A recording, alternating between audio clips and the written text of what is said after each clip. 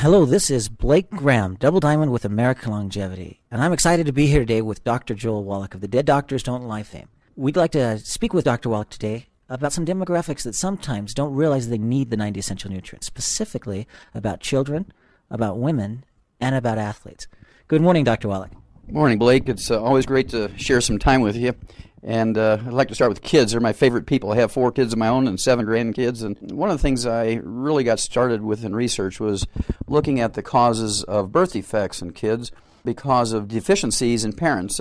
98% of the birth defects that are thought to be genetic in human beings, we actually got rid of in animals 50, 60, 70, 100 years ago just by supplementing properly to animals because we don't have the ability to care for a baby animal that's born with the birth defect. A lamb is worth $2 when it's born, and if it has spina bifida or some kind of hernia, it's just not worth it. And so the doctor uses the old ball peen treatment, or the veterinarian would use the ball peen treatment, or the farmer would use the ball peen hammer treatment right on the head, throw a little body in the ditch, and that was the end of it. It just wasn't worth 50 cents to treat them. And we learned that for 10 cents worth of nutrients during the pregnancy, you can prevent spina bifida, you can prevent the herniations and so forth. And it always intrigued me that we did that sort of thing for animals, and nobody was really paying attention to how to prevent birth defects in people. When we look at the birth defects, things like muscular dystrophy, cystic fibrosis, neural tube defects like spina bifida, hydroencephalocele, where the brain naturally comes out of the skull. There's not much skull there, and the brain is on the outside of the skull when the baby's born. Heart defects of all kinds, kidney defects, urinary defects in kids, liver defects, biochemical defects, things like gout and PKU. These are all caused by nutritional deficiencies in the mother in the early stages of the formation of the embryo. And so one of the things I spent a lot of time with was learning about preconception nutrition. If a woman wants to have babies, they need to really be supplementing 3 to 6 months before pregnancy, before conception. We do this in animals. Any farmer, even with a 4th grade education, if he's going to buy a $1 million mare and look to have a lot of nice healthy colts, he better be feeding her real well and supplementing her real well before you pay the $50,000 stud fee, because there's always a risk that there'll be a birth defect. But if you supplement that mare with all the known essential nutrients in optimal amounts, you're guaranteed not to have any birth defects. And we should be doing the same thing with human beings instead of paying tens of thousands, hundreds of thousands, or millions of dollars to deal with a baby that's born with some horrible, irreversible birth defect. And so that's always my goal. You get young families started, there's no better gift than you can give them than the insurance of a healthy baby. And so you do that by giving them the gift of nutrition, and you give them a complete set of all the known essential nutrients. And it's always a miracle to me to see babies born and all their fingers and toes and eyes and everything is in good shape. And it's simply because mama was doing the right thing. We have a lot of infertility today. Sperm count is dropping in men, and women have a hard time carrying pregnancies. A lot of times they'll get pregnant but have a miscarriage. It's a big business with in vitro fertilization. This is all unnecessary. Just simply supplementing properly will solve 98, maybe 100% of these infertility problems. Now, once the baby's born, a lot of people will ask me, well, how old does my baby have to be before I can start supplementing them with nutrients? Well, the moment that baby's born, when they're spanking them, you can start giving them the 90 essential nutrients, because developing babies need more nutrition per pound of body weight than an adult who's in a maintenance mode, because they're developing and they're almost doubling in number of cells they have. Their brain is beginning to function. Their organs are functioning on their own for the first time after birth. So they need an enormous amount of nutrition. And one of the sad things is the American College of Pediatricians were in charge of the formulations of infant formulas. And they're very limited. They have less than 12 minerals. We know we need somewhere around 60. So right away, the baby's starting out with a deficit because they're not going to get anything else but that formula for the first 6 months of their life. And so you're starting them out short on at least 45 minerals, maybe more, depending on the formula you use. And so there's all these problems developing. The formulas do not closely approximate human breast milk. We know that babies are far more intelligent, their IQ is much higher, just by giving them human breast milk as opposed to canned formulas. We know that babies will actually have much fewer infections and earaches and throat infections if they use breast milk instead of canned formulas. So human breast milk is always the best thing for babies. Now, once the baby's growing up, you need to increase their supplement program based on their body weight. We do this in animals. It's not thought much of for human beings, but I like to use the same techniques. You supplement vitamins and minerals and trace minerals, amino acids and fatty acids to a person regardless of their age. You do it based on their body weight. And you find that these kids are stronger, healthier, They're in the upper percentile of height and growth, and IQ is much higher. They're rarely sick. When they do get a cold, it's only for 3 days instead of 6 months. They're much happier. They sleep well. They're not up all night making everybody miserable. 11 million American kids under the age of 12 are on Ritalin for ADD and ADHD. Totally preventable, totally reversible, with little simple dietary adjustments and avoiding sugar and then supplementing properly. This is a disease that's totally preventable and totally reversible. Well, Dr. Wallach, you mentioned several things there that I'd like to talk with you a little bit more in depth about. While we're on it with ADD and ADHD, you mentioned 11 million children on Ritalin today. Are there any risks associated with that? Well, the first thing you have to appreciate, Blake, is that Ritalin is a narcotic. It's a prescription drug, and eventually the kid's going to have to get off of it. But they've already been addicted to taking a drug to control their behavior. There's an emotional addiction as well as an actual biochemical addiction. It's a narcotic. And anytime a doctor prescribes a narcotic for a kid that's 3 years old, 5 years old, 7 years old, 8 years old, 10 years old, 16-year-old, you're in trouble right out of the get-go. Because these are just simple little problems that do not need narcotic drugs. It's unfortunate that these kids are very disruptive in class sometimes or in families, and the family and the teachers are hoping and praying for a one-shot, one-pill answer to calm them down so they can get on with the rest of the day's business. And it's a very easy trap to fall into. But then when that kid gets to be 20 years old and finally comes off of Ritalin, they have a whole life they have to readjust because they've been depending on that drug to control their behavior.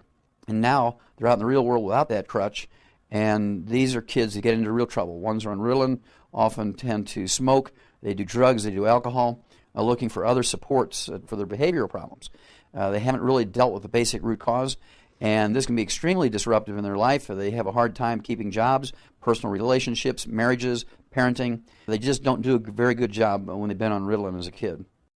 I had a brother, actually a few of my brothers, that were on Ritalin growing up, and it seemed that it really affected their metabolism. Have you noticed anything with that, with Ritalin? Well, again, anytime you have a narcotic, it does change the metabolism because it does affect the nerves, the central nervous system, which then directly and indirectly affects the hypothalamus and the pituitary gland, which affects all the glands. And so metabolism does become affected when people are on any prescription drug. Ask any adult who's been on a prescription drug. They gain weight. They're fidgety, jittery. Sometimes they can be somnolent. They sleep all the time. They just can't get going. And sometimes you get constipated. Sometimes you get diarrhea. Sometimes you get irregular heartbeats. There's all kinds of things that happen to people. And before I would let a doctor prescribe Ritalin for my kid or grandkid, I would suggest that people look at the PDR, the physician's desk reference, and look at all the short-term and long-term side effects of Ritalin or any other drug that a doctor might put a kid on, when really, in most cases, 98% of the time, the kid really doesn't need the drug. When you talk about Ritalin and ADHD, you're speaking about this not only as from your experience as a physician, but also as a father as well. Yes. Blake, I was a widower, had 4 kids I had to deal with, was in school full-time, working full-time, and had to care for all the needs of these 4 kids, the youngest of whom at that time was about a year and a half old. When that child got to be 3 years old, it was very disruptive, had ADHD, hyperactivity. They actually called it hyperactivity in those days. There was no ADD or ADHD at that time. They just had what they call learning disabilities and hyperactivity. I learned very quickly that what I fed the child affected their behavior. And it was actually my youngest boy, and it affected his behavior.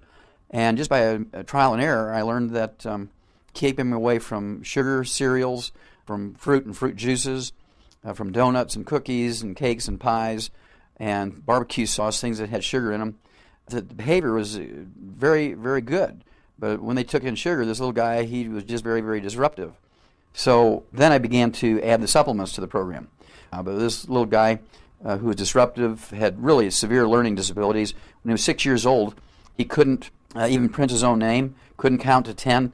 At 6 years old, couldn't count to 10. And it was in there, he just couldn't get it out.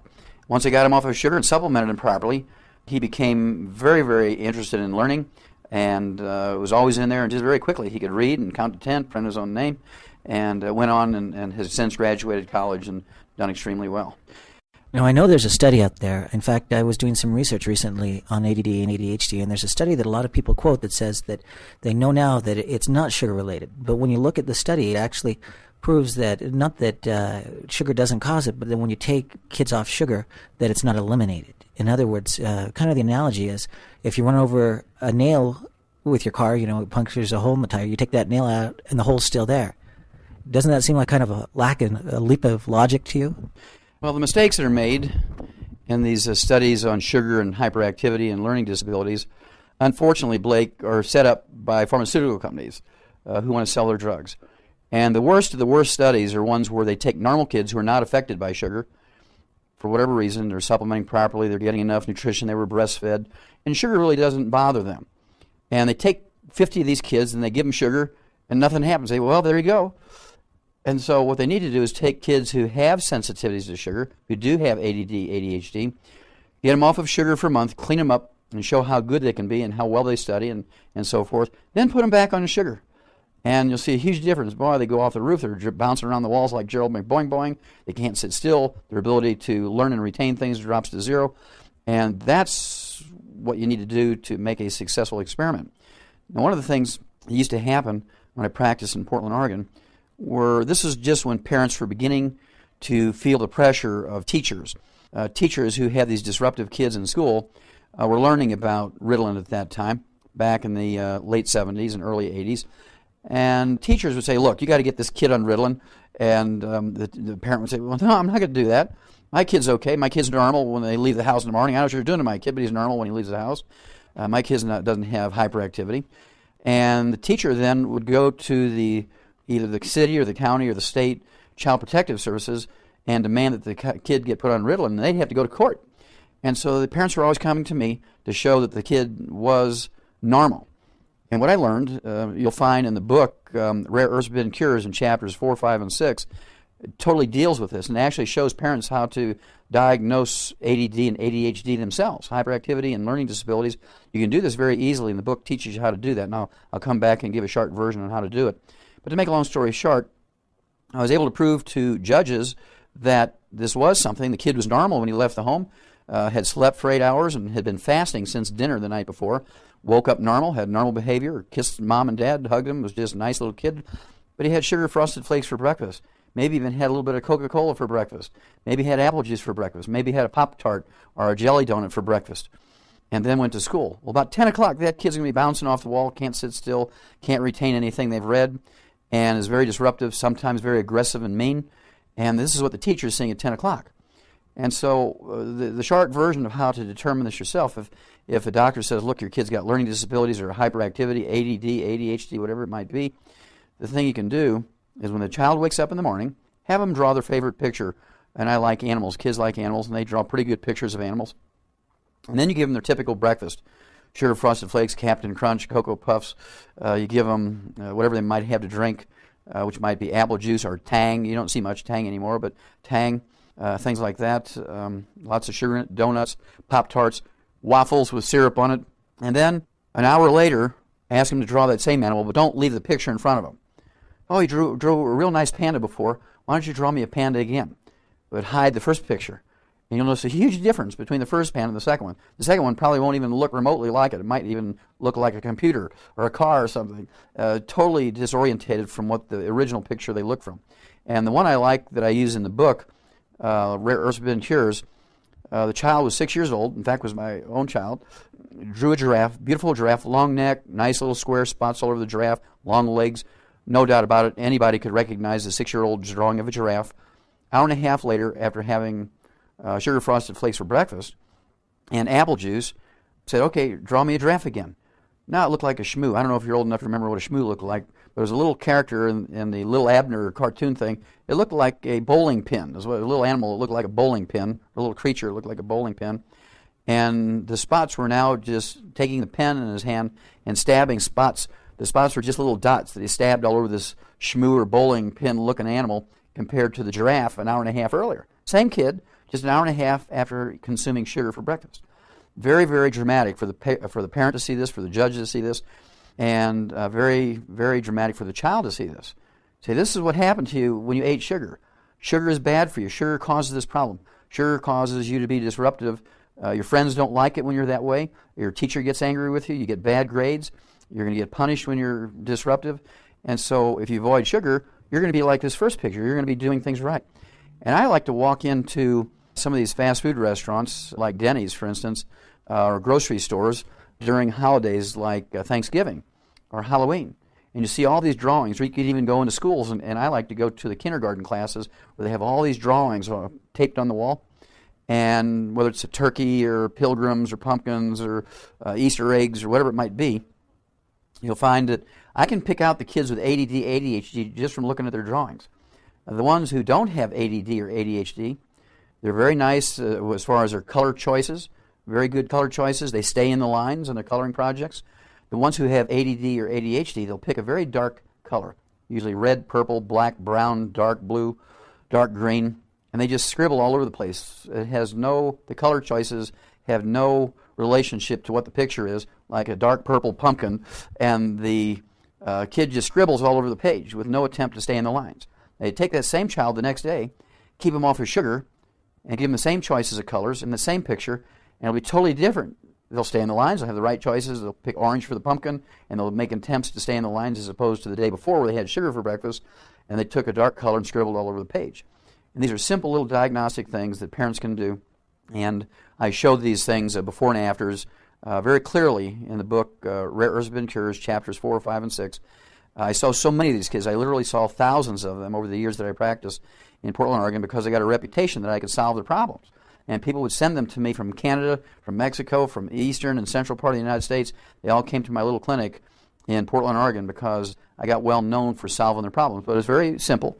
No sugar, natural or processed. There's no good sugar for these kids. And then you supplement them with all the known essential nutrients. I like to give them enzymes. I like to give them some antioxidants, which you can find like in grapeseed extracts or green tea, decaffeinated green tea. You don't want to give them caffeine. And you give them all the known essential nutrients plus the antioxidants, digestive enzymes, and they do extremely well. These kids go on and have normal lives. Their IQs go up. They are very good learners. They're very good citizens, not disruptive anymore, very functional both in the family, at class, and at work. So is the rise in the ADD and ADHD and even the school violence that we see, is that then linked to the increased availability of sugars in our schools, vending machines starting to carry pop and snack foods? In addition, you noticed recently that California has made a move to take some of that sugar back out of the school. Well, you're hitting the nail right on the head, Blake. 100 years ago, according to the U.S. Department of Agriculture, Americans were eating half a pound of sugar per person per year. A half a pound per person per year. Today, 100 years later, according to the U.S. Department of Agriculture, Americans are eating 157 pounds of sugar per person per year, which is almost a half a pound a day. And I don't eat much sugar, and so somebody out there is eating 314 to keep the average 157. Basically, many of these kids, their whole diet, from the moment they wake up until the moment they go to sleep, is sugar sources. All prepared foods. Both parents are working. They have hectic schedules. They got to get out the door, get the kid out to school. And so many of their meals are prepared meals, and unfortunately they're loaded with sugar. And so we have this huge problem. And the way to beat this is to, as early as possible, teach the child how to prepare their own food. As early as possible. I mean, I'm talking 4, 5, 6 years old. I already knew how to cook and could cook and do my own dishes and stuff when I was just 4, 5, 6 years old. And so we have to do this more and more and more. And the kids cannot be dependent on the parents for these simple things because the parents are not there all the time. The parents have to leave at 6 in the morning to be at work at 8, and the kid might even be a latchkey kid leaving after the parents leave and getting home long before the parents get home. And so there has to be all the sugar removed out of the house. There can't be any sugar in the house. The parents have to eat the same way. The child has to be educated that sugar is bad for them. And if you want snacks, they can eat handfuls of mixed salted nuts. They can have sugar-free whey shakes and whey puddings and things. And this is the way to do it. They need to be taught how to eat steamed and cooked vegetables and salads. And you can have in the refrigerator both in the morning and at night. Hard-boiled eggs, already grilled or cooked chicken breast. Teach the child how to use microwaves. There's no danger of fire. And this is how you can teach them. My little grandkids are 4, 5, 6 years old, and they already know how to cook with microwaves. Very simple and no risk of fire. What about the recent legislation in California? Can you mention that? In California, just a couple of months ago, the governor signed a bill which kept schools from putting soft drink machines in the school. They could only sell water and fruit juices. I don't even like the fruit juices, too much sugar there. But it's a real good move to get rid of the soft drinks out of the school, because not only did they have sugar in them, but they also had caffeine in them. And that's a real bad combination, caffeine and sugar, for anybody, let alone kids. And I thought it was a really great move because somebody was thinking. The people who introduced that bill and made sure that it got passed were thinking in the right direction. It's really a crime to sell sugar and prepared foods and candy bars and sugar snacks or even chips and things like that in schools as snacks for kids because it teaches them bad habits. It's certainly bad nutrition. And if they're deficient in nutrients, which most growing kids are, they're more prone to ADD, ADHD, violence. And if you look at all the kids who've done terrible things in schools around the country and around the world, for that matter, in each case, these kids had hyperactivity, ADHD, ADD. In most cases, 99% of the time, they were on Ritalin, Prozac combinations, and you just knew that down the line something bad was going to happen because they were kids that would have rage as a response to something they didn't like, and they were not taught properly in the families. May have been a disjointed family, may have been a divorce in there, or maybe both parents were working and the kid really didn't have any supervision growing up. And then you add the sugar problem on top of it. A lot of these kids will do some terrible things. The parents won't let them have the car keys. The kid marches into the bedroom, comes out with an aluminum baseball bat and kills both their parents. Or they don't like a rebuff at school from a student, boy or girl. They go home, pick up a gun, come back and shoot it up the school. And this has to do with all the sugar, nutrient deficiencies. And this is why I don't see much of this in Europe and Asia. When you go to a school, and I did, when I went to China with my wife, and we went back to some of her preschools and grade schools and high schools, and you walk up and down the halls, and I was looking for soft drink machines and candy machines. There were none. There were none. The parents sent all the snacks with the kids, and they did. They had an apple, or they had some nuts, or they may have had a rice ball or something like that, or maybe some vegetables, cooked vegetables, maybe some meat, chicken or fish or beef or pork with some rice for a snack. And they had their little bags, and they'd have their snacks and their lunches and everything in there. But there was no sugar in these kids' lives. And everybody's calm. You never hear of anybody in China causing violence in their schools. You never hear of anybody in Russia causing violence in the schools. You never hear of anybody in England where kids are disruptive in the schools because they don't sell sugar in the schools. They don't give them sugar for their meals or snacks. We give Kool-Aid for snacks, and we wonder why kids get nuts. Well, it's just another source of sugar. If we could go back to what we do to repair the hole after we've taken the nail out of the flat tire. In other words, in addition to eliminating the sugar, you talk about you've mentioned antioxidants, you've mentioned making sure you're getting enzymes, you've mentioned some things like decaffeinated green tea and grapeseed extract. Now, I've heard you on another cassette that you have called God's Recipe talk about some trace minerals in addition that you need to make sure that you're really looking for. I think lithium, chromium, vanadium. Could you just tell us a little bit about that? Well, absolutely, Blake. Kids, again, as I said earlier, growing kids need more nutrients per pound of body weight than an adult who's in a maintenance mode. They need all the essential nutrients, all the minerals, all the vitamins, all the amino acids, all the fatty acids. But when they have behavioral problems, ADD, ADHD, Tourette syndrome, anger, rage, anxiety attacks, panic attacks, depression, manic depression, bipolar disease, in addition to all the known essential nutrients, they need to focus on and have extra of certain nutrients. And these include lithium, chromium, vanadium, zinc. These are just great for kids. And if you give them extra of those, you'll find that these kids will do extremely well, and the problems just go away. I've seen it in my personal life with my own son who had really extreme disruptive ADD, ADHD, had both of them. And I've seen this literally thousands of times in families who I've worked with over the years who've come to me with problem children. It's just totally easy to reverse by supplementing them properly and getting them off of sugar. And again, the reports that say sugar has nothing to do with ADD or ADHD or hyperactivity are because they take kids who have no problems, they give them some sugar, and they say, look, it doesn't cause any problems. Well, these are kids who are either eating properly, supplementing properly, or who just haven't been depleted yet, and sugar doesn't seem to cause a problem. What they need to do is take kids who have a problem, clean them up real good, supplement them properly, get all the sugar out of their life, get them going to where they're really good citizens, I like to call it, where they have no ADD, no ADHD, no disruptive behaviors, families going good, schools going good. Then you put them back on sugar and take away the supplements. Then you're going to see them go off the roof. You're going to see them really be hyperactive, maybe even worse than they were before. Because once they've been cleaned up and they have really no contact with sugar for the last month, you're going to see a dramatic difference when you put them back on sugar. And nobody's ever done that. I've done it in small groups, one kid here, 2 kids there. But as far as a study that is going to find its way to a medical journal where you're doing it in 100 kids, nobody's done that yet, because the people who do studies on sugar and behavior, they're the ones that are supported financially by the drug companies that make Ritalin and Prozac. And so they really don't want to show that kids can get better by getting them off of sugar. What they want to do is say, look, they really need Ritalin. And so you can't depend on those types of studies because they're not designed to show the truth. They're designed to sell the drugs. And, parents can do this on their own. Again, I'd urge them to get the book, Rare Earths Bin Cures, look in chapters 4, 5, and 6. Get a hold of the audio cassette tape, God's Recipe. It's a great little tape. It's actually a radio interview combined with some teaching on that tape, and it's really very well done, I think, and people who have problematic children pick up the right idea from that tape. Well, thank you, Dr. Wallach. Now, I know in addition we have a lot of listeners here who say, well, my children doesn't have ADD and ADHD. Basically, I've got healthy kids. Now, don't healthy kids, isn't there a need for them to be on all the 90 essential nutrients as well? I know recently that we're seeing an increase of schoolyard injuries, children that fall off a swing and break a leg. That it seems like that's going up as well.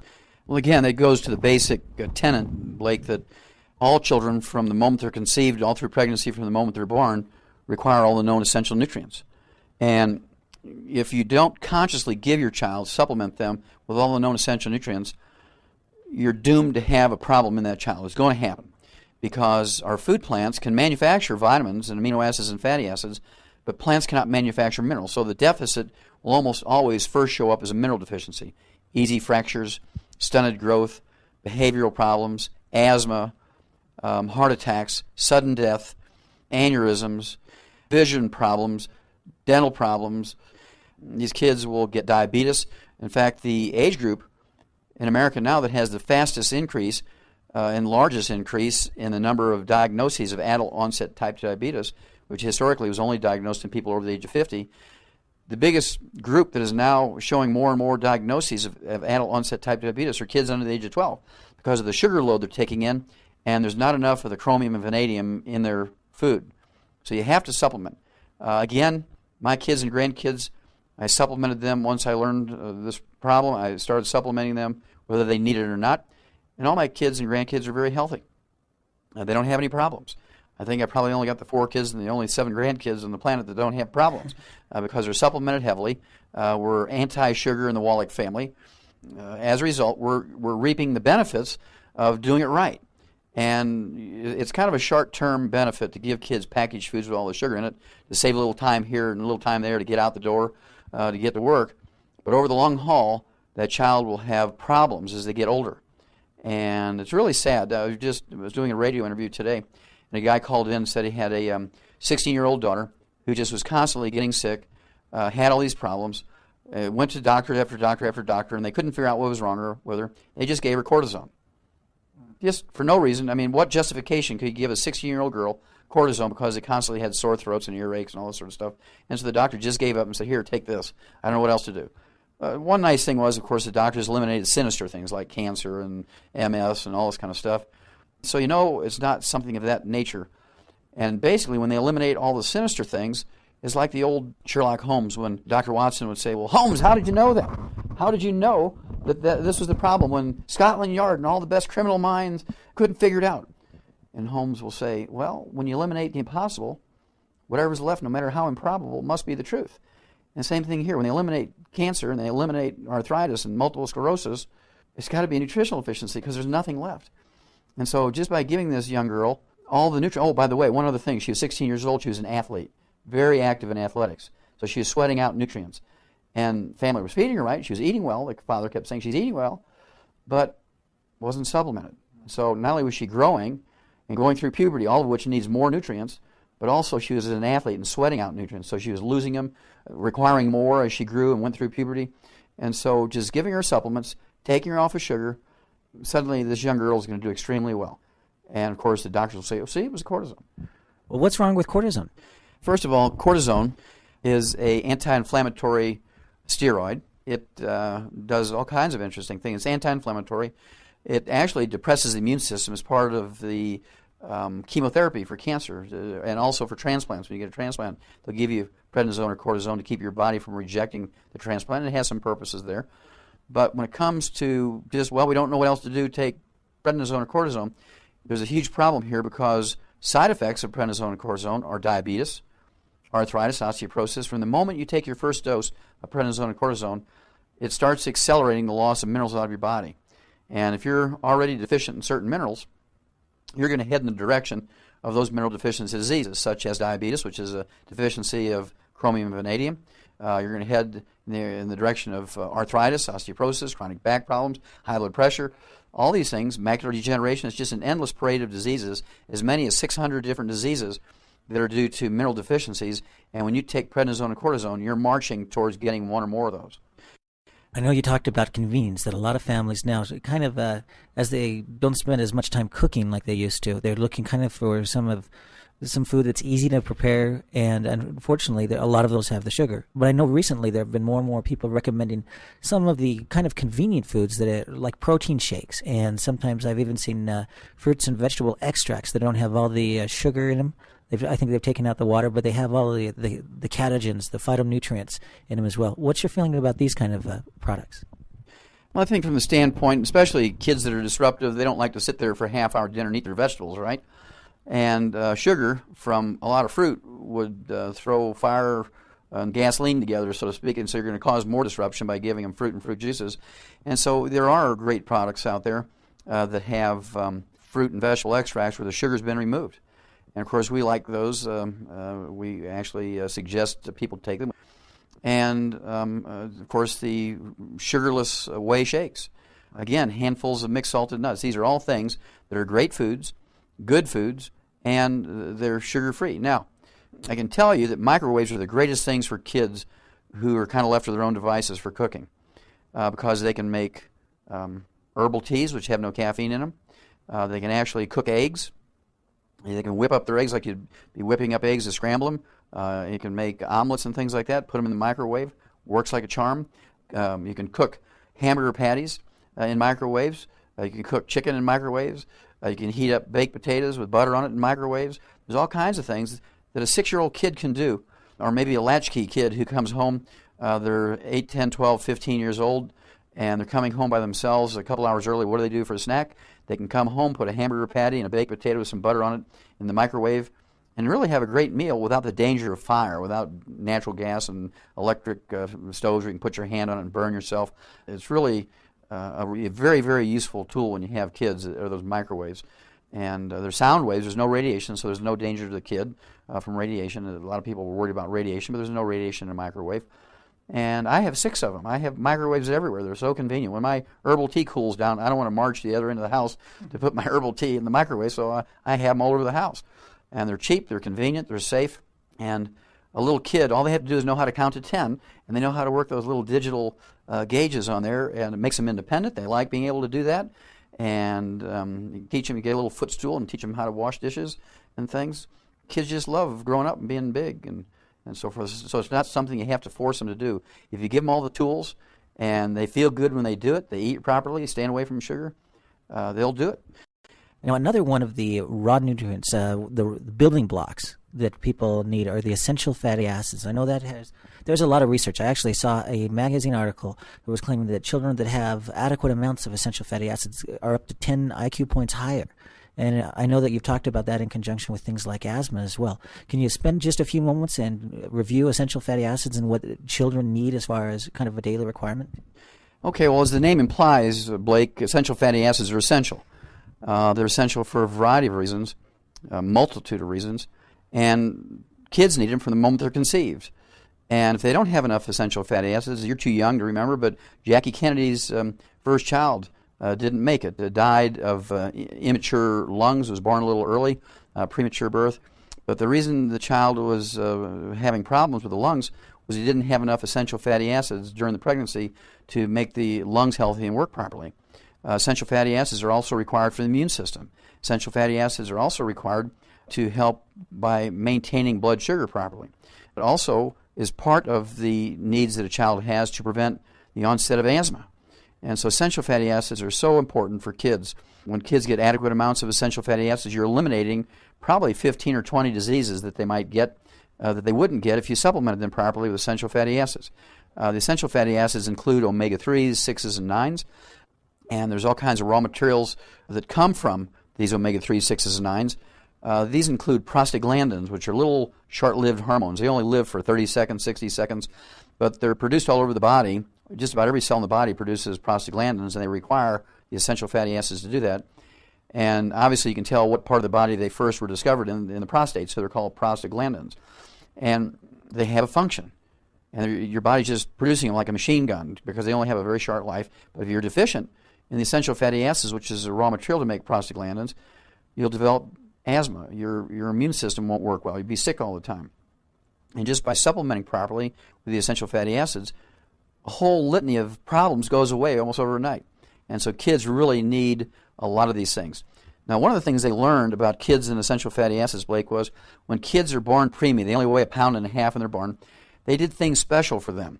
And they would give them, more supplementation. They probably gave them 60 nutrients, where the average formula for a normal term 9-month-old baby when it's born, they might get in their formula, the canned formula that they buy in the store, they might get 10 or 12 minerals, 10 or 12 vitamins, and that's about it. The rest of it's corn syrup and sugar, fructose from apples or corn or something like that as energy sources. And there weren't any essential fatty acids added to it. As a result, preemies, they got all this nutrition, including essential fatty acids because of their lung needs. They had IQs. Preemies have an IQ that's 10 to 15 times higher than a full-term baby that's born after 9 months of pregnancy because of all these nutrients that were given the babies, especially the essential fatty acids. And so now they're debating whether or not they should be adding essential fatty acids to the canned formulas for full-term babies. And those will go on for years, just like the folic acid thing went on for years. When I was in school, in 1958, when I was a freshman in ag school, University of Missouri, in agricultural biochemistry, the first thing we were taught was you can actually prevent spina bifida by putting folic acid in a ration for animals. This was 1958.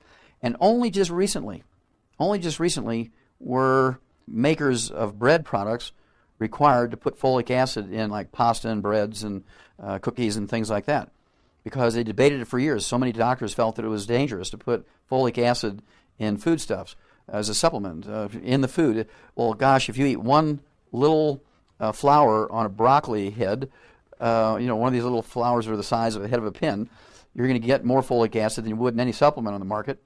And yet doctors were afraid to allow people to put folic acid in bread.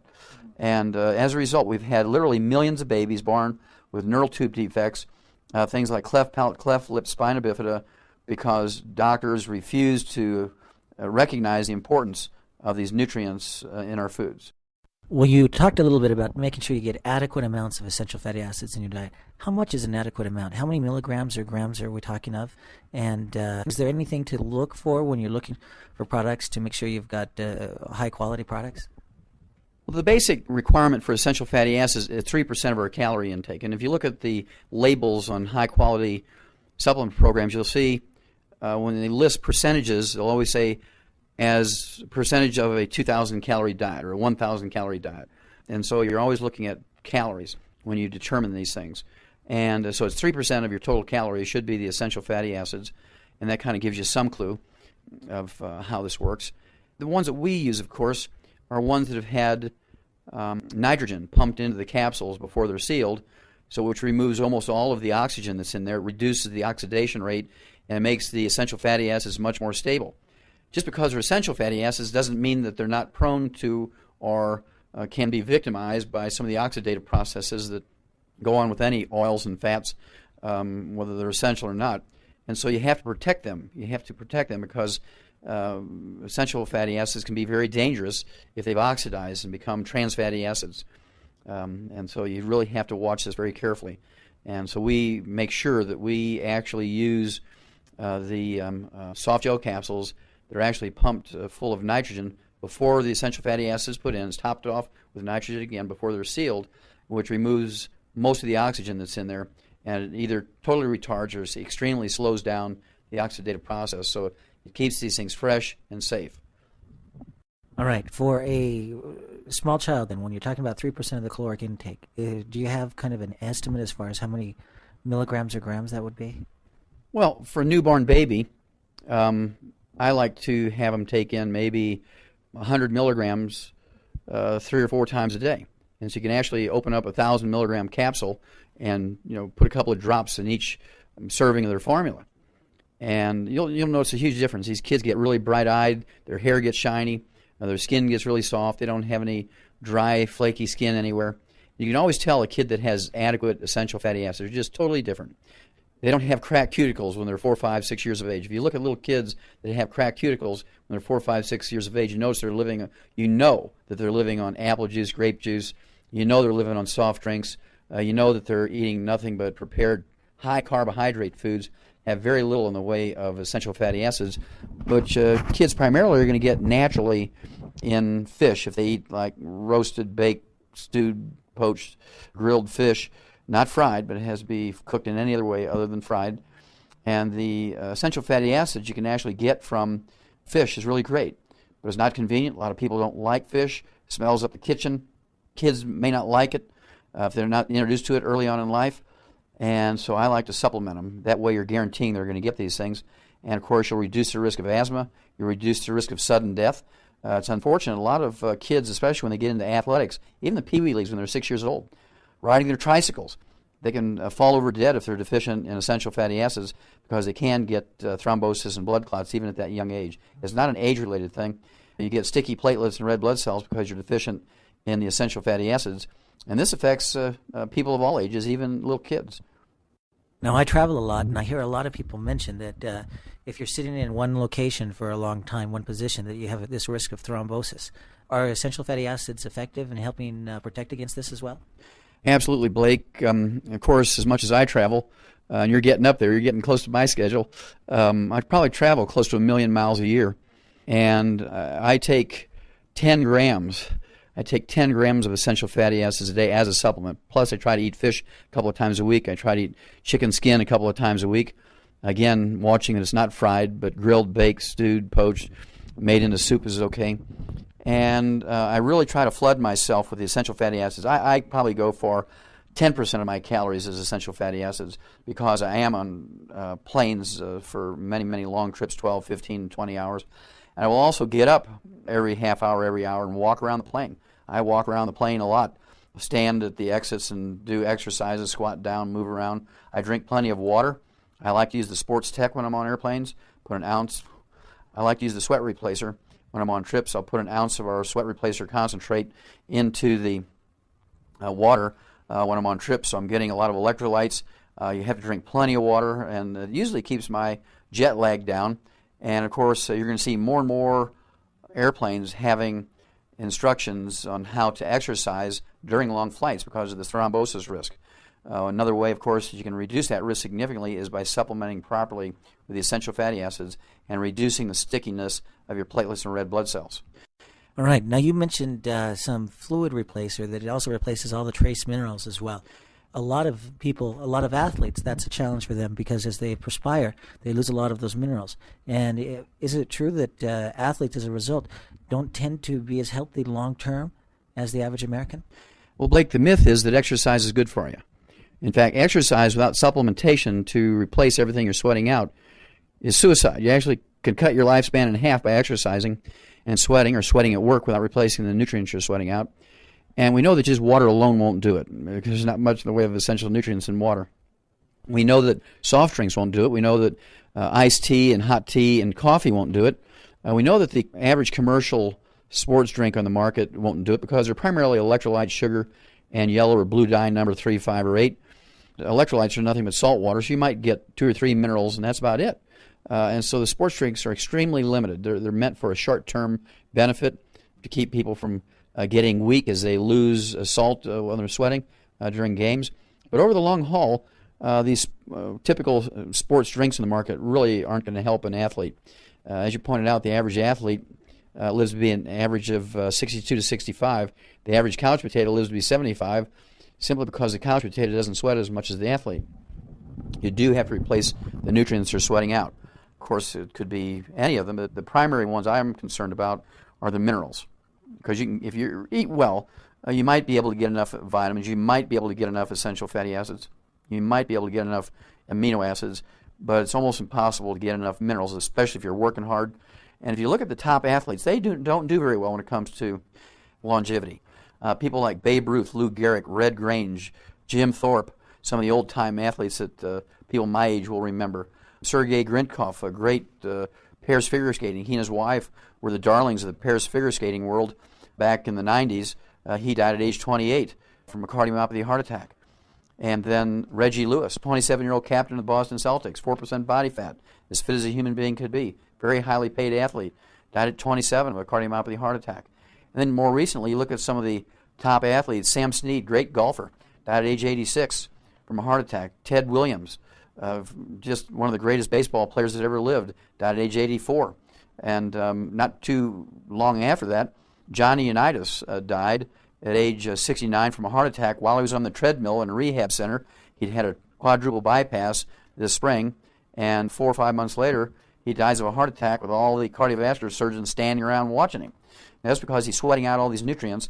And the doctors were skilled, I'm sure, at doing the mechanical part of the surgery, but they fell way short when it came to looking at the nutrient needs of a high-producing athlete.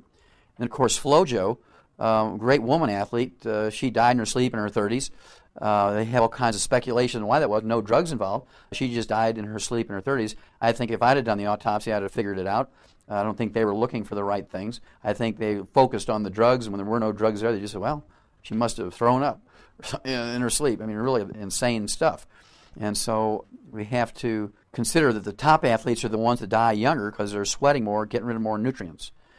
And after Johnny Unitas, I have to throw in a couple more here, Blake, because the great athletes have been dying right, left, and center. Bullet Bob Hayes, a guy who won 2 gold medals in the Olympics, one in the 100-meter dash, also in the 440 relays, won gold medals there. He won 2 Super Bowl game rings with the Dallas Cowboys, and he died at 59.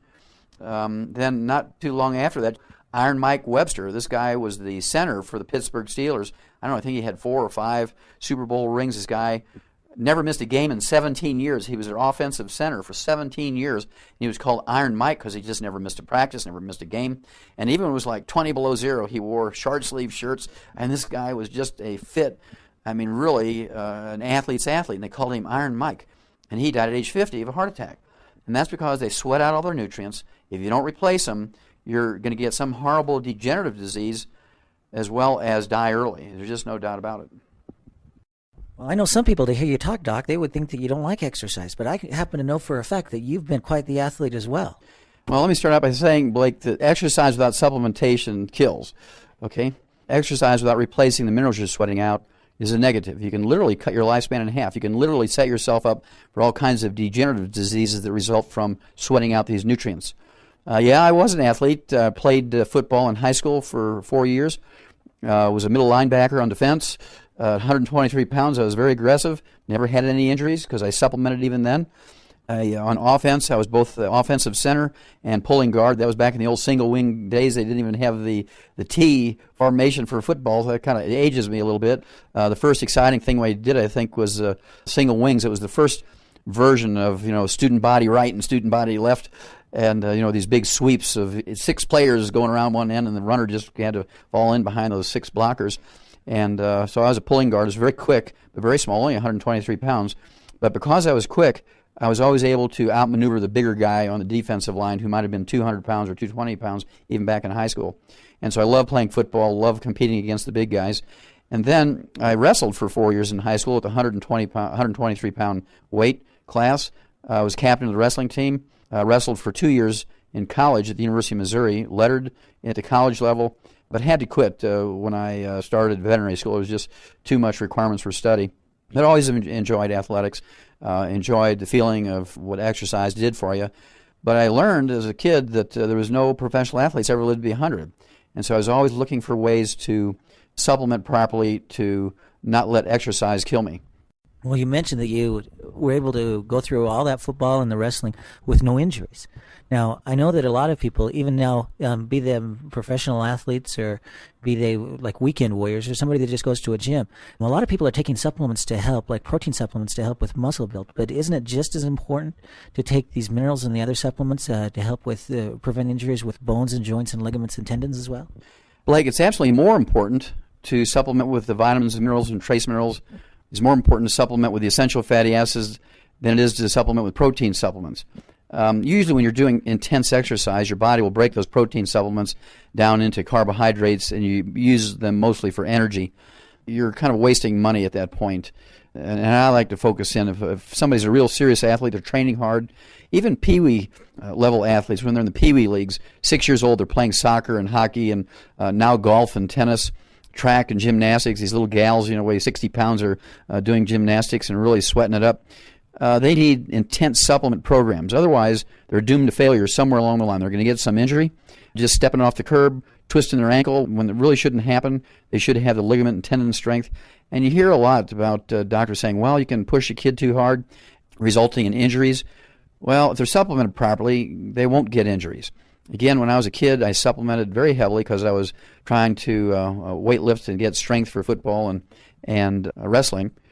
And there's a lot of players who are much bigger than me that did get injuries because they didn't supplement properly. They supplemented with jelly donuts, right, or soft drinks, and I never did.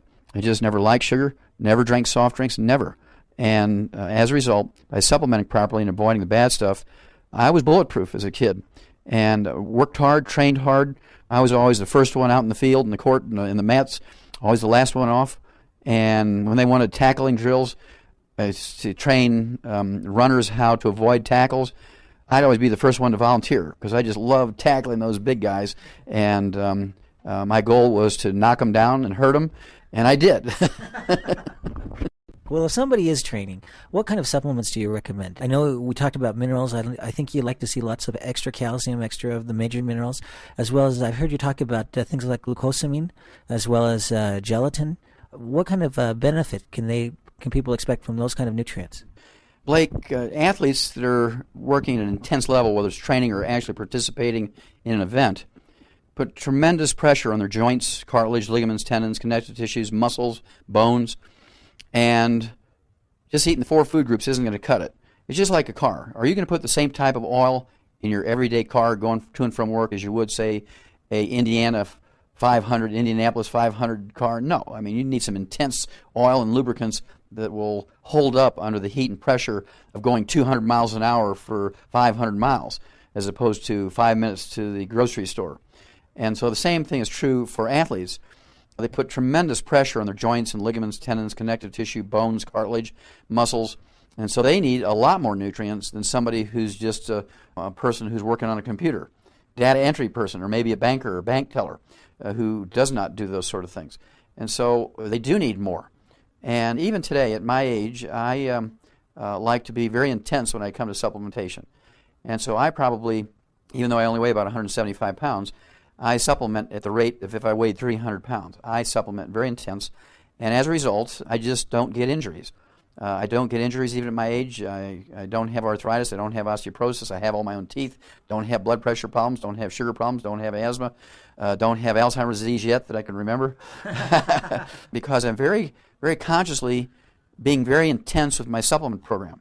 I do far more. I probably do, like I say, 300% more than I really need to do, but my energy requirement, my stamina requirement is so high because of my 300 presentations a year that I'd rather give myself more. I want to err on the side of excess as opposed to underdosing myself under these extreme physical and energy requirement pressures. And it pays off, absolutely pays off. People marvel at my stamina and energy at my age, but then they're not prepared to supplement as heavily as I am. If they're prepared to supplement as heavily as I do, they'll have the same stamina and same energy as I do. Well, you talk about wanting to take enough that you know you've got an excess. Are there any risks with taking an excess of minerals and trace minerals, vitamins? Well, if there was, Blake, I'd be long dead. When people ask that question, it's a very legitimate question. When people ask that question, can you overdose, is really what you're asking. When you take excess over and above the RDAs, recommended daily allowance, and so forth, or the labels. When you're talking about nutrients, true nutrients, vitamins and minerals and trace minerals, amino acids, essential fatty acids, the answer is it's very difficult to do that.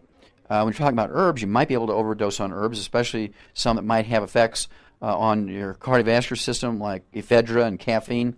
Those are both phytochemicals extracted from herbs or plants.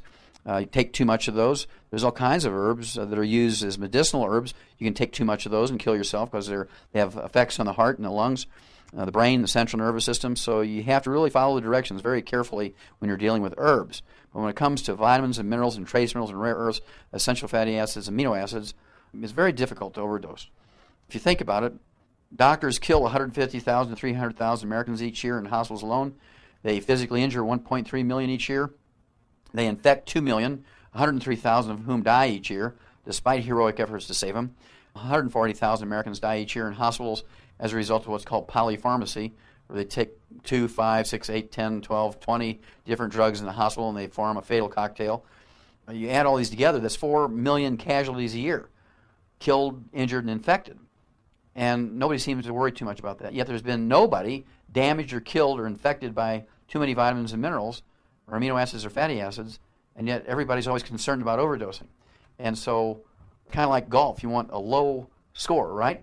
And so when it comes to the injury and death score, when you look at doctors, it's way up there. They're 100 out of 100. When it comes to vitamins and minerals and trace minerals, it's 0. And so, I mean, if you could have a golf card, scorecard, where your score was 0, and you got the ball in every hole, I mean, wouldn't that be great? you'd be going for the 0 score, even though it'd be like hole-in-ones. On 18, your score would be 18.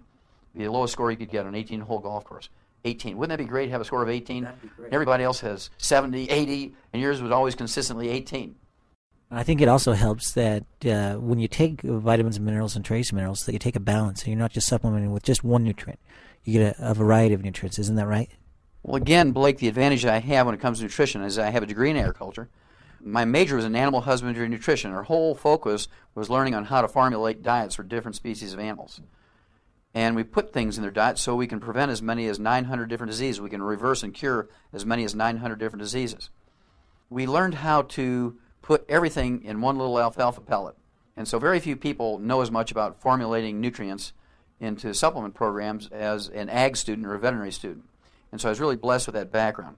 And I don't like single nutrients because if you're deficient in something else, when you drive a system by putting a lot of one nutrient in, like taking a lot of vitamin C and nothing else, or taking a lot of vitamin A and nothing else, or taking a lot of vitamin E and nothing else, taking a lot of calcium and nothing else, you're going to accentuate the deficiencies. The deficiencies will actually get worse.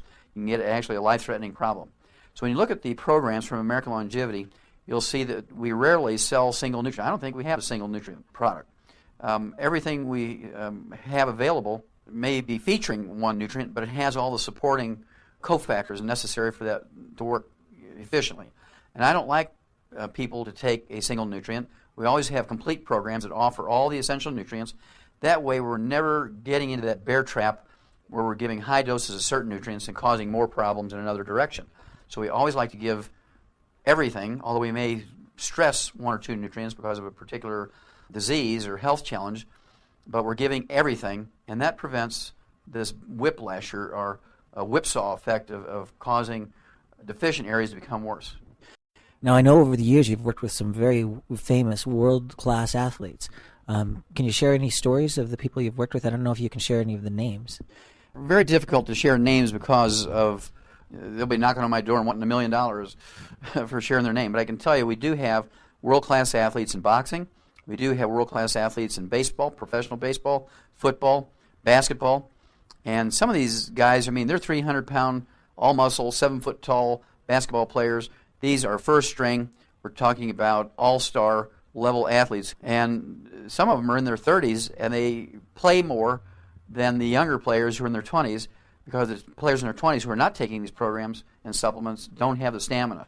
They don't have the ability to maintain their strength and stamina under the pressure of professional level sports. Well, the ones that we work with do, in fact, show enormous benefit when it comes to stamina, injury resistance, injury recovery, workout recovery time, is just wonderful, and they recognize the benefit right away.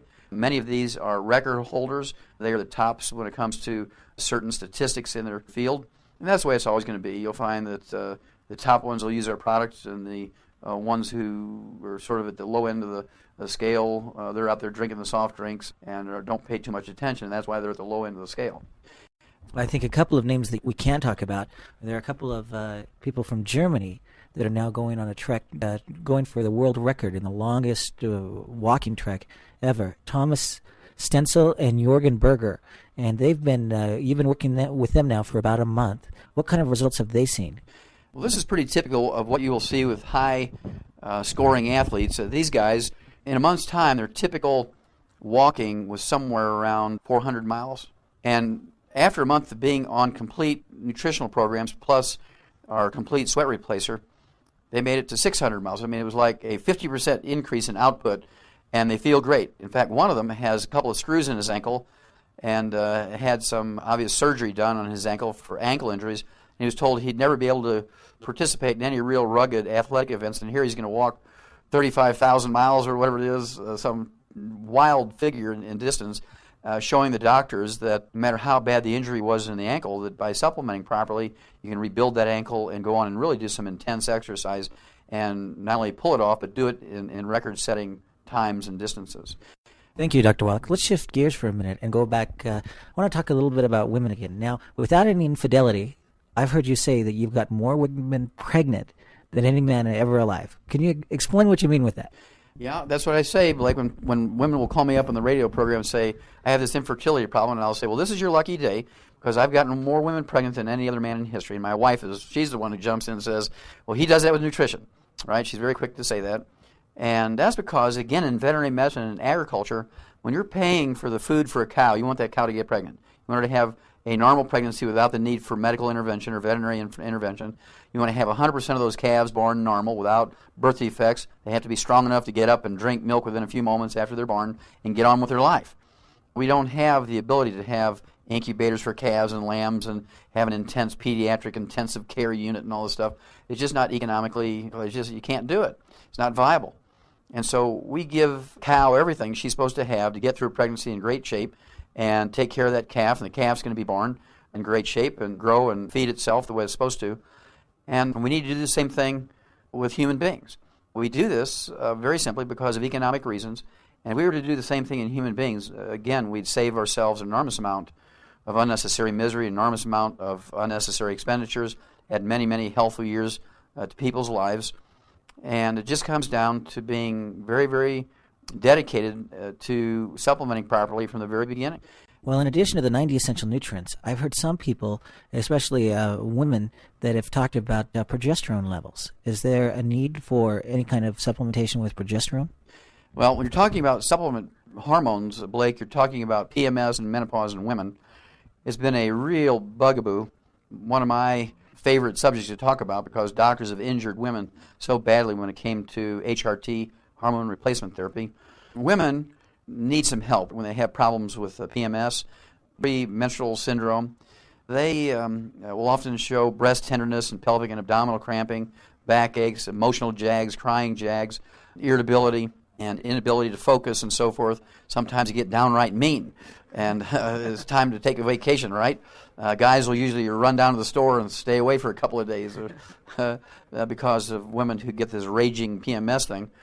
And really it has to do with deficiencies of raw materials. According to the University of California, San Diego, 85% of the symptoms of PMS are due to a calcium deficiency. 85%. By just supplementing with high-quality calcium, you can actually get rid of 85% of the symptoms of PMS.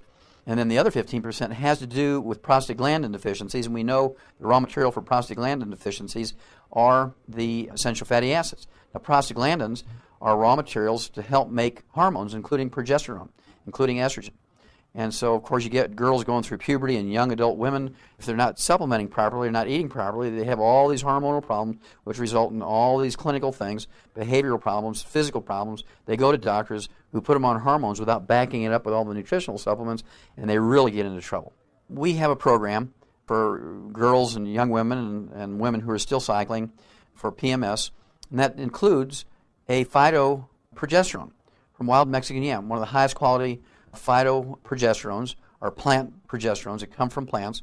It's been used for literally hundreds of years, maybe 1,000 years. Has been used in China and Mexico. It's just a very well experienced, I guess I can say, herb. It's phytoprogesterone from wild Mexican yam. Lots of writings about it, lots of research on it, very safe. And it's part of our programs that we use for women with PMS. Also, women who are going through menopause have a different set of problems. They immediately stop all production of progesterone because progesterone is produced by the corpus luteum, which is a little blood clot that forms in the follicle after the egg is ovulated. And as soon as they stop ovulating, there's no more progesterone. So most of the symptoms of menopause that are attributed to estrogen deficiencies are really progesterone deficiencies. And estrogen is actually manufactured by the liver when women are going through menopause. They'll actually produce as much or more estrogen during menopause as they did before menopause. So it's not a estrogen problem. It's really a progesterone problem. We like to make sure they're getting their precursors and actual phytoprogesterones from the wild Mexican yam. And there's a 100-year-old herbal program called Lydia Pinkham's. And she used all kinds of herbs and extracts from vegetables in there.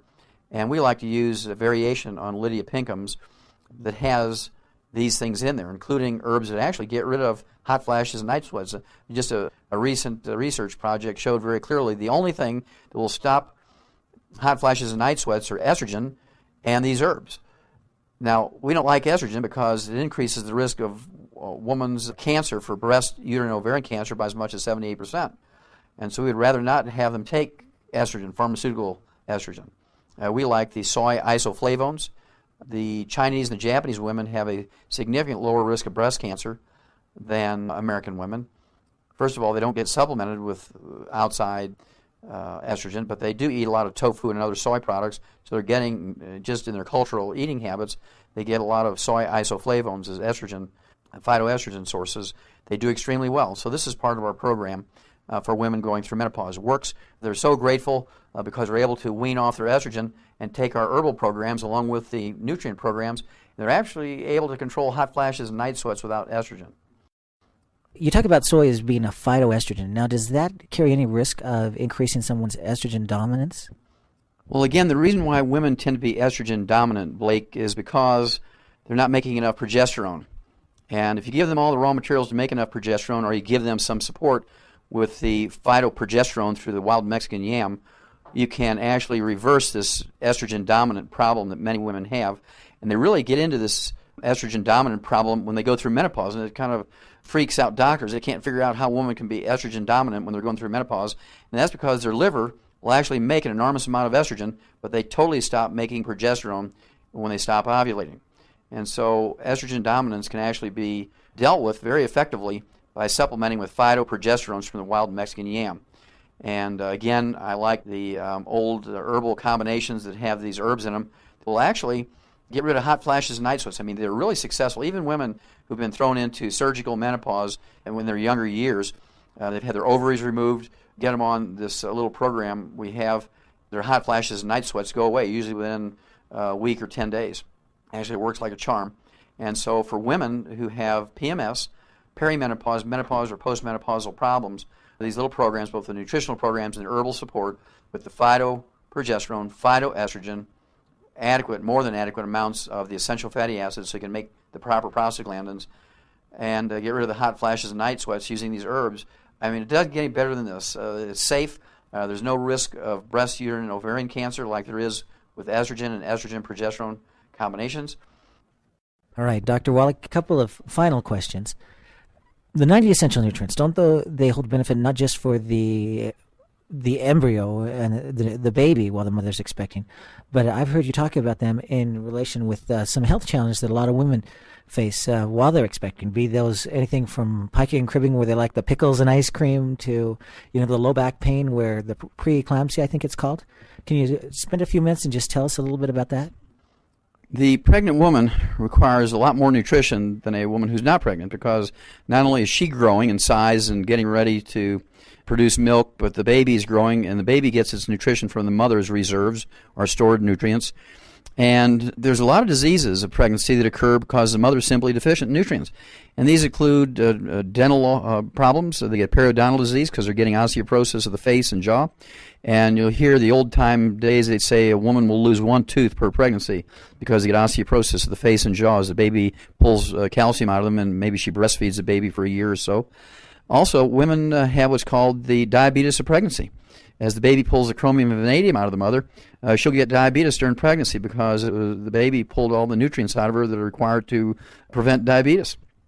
Women can also get osteoporosis and arthritis, chronic low back problems. And these are all structural things that are easily repaired, but why develop them when you can supplement properly during pregnancy with all the known essential nutrients? Also, women get a disease of high blood pressure during pregnancy. It's called preeclampsia or toxemia of pregnancy. This is called milk fever in a cow. In a cow, we just solve this by giving them the nutrients in an IV solution for $2.